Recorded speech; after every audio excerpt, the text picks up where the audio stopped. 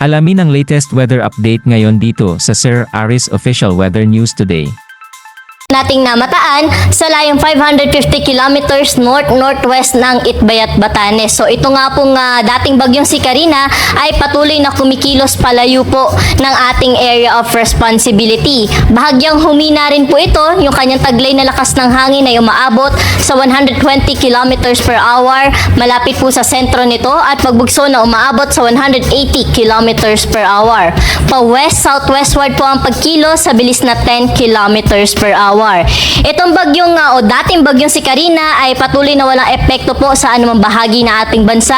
Ngunit patuloy nitong na-enhance o napapalakas yung southwest monsoon o habagat na nakaka-apekto ngayon sa malaking bahagi ng Luzon at Kabisayaan. At kung makikita nga natin dito sa ating latest satellite imagery na ang buong bahagi ng Luzon ay sakop pa rin o nababalot pa rin po ng mga kaulapan dala ng habagat. Na kung saan ito nga po yung magdudulot na malakas sa mga pag-ulan ngayong hapon o hanggang mamayang gabi, lalo na po dito sa bahagi ng Ilocos Region, Zambales, Bataan at sa may area po ng Benguet o ilang areas pa sa Cordillera Administrative Region. Kaya doble ingat po sa ating mga kababayan.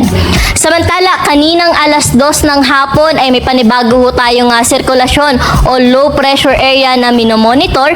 Huli natin itong namataan sa line 985 kilometers silangan ng southeastern Mindanao.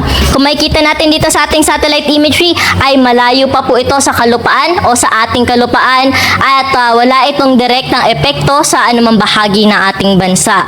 Sa ating pagtaya sa kasalukuyan ay maliit ang tsansa na ito ay maging isang bagyo within the next 24 to 48 hours. Ngunit dahil nga nasa karagatan nito kaya patuloy ho natin itong imomonitor kung sakali man na magkaroon po ito ng development o kung sakali na magkaroon po ito na epekto sa anumang bahagi po ng ating bansa. Kaya patuloy rin ho tayo mag-antabay sa mga update na inilalabas ng ating ahensya.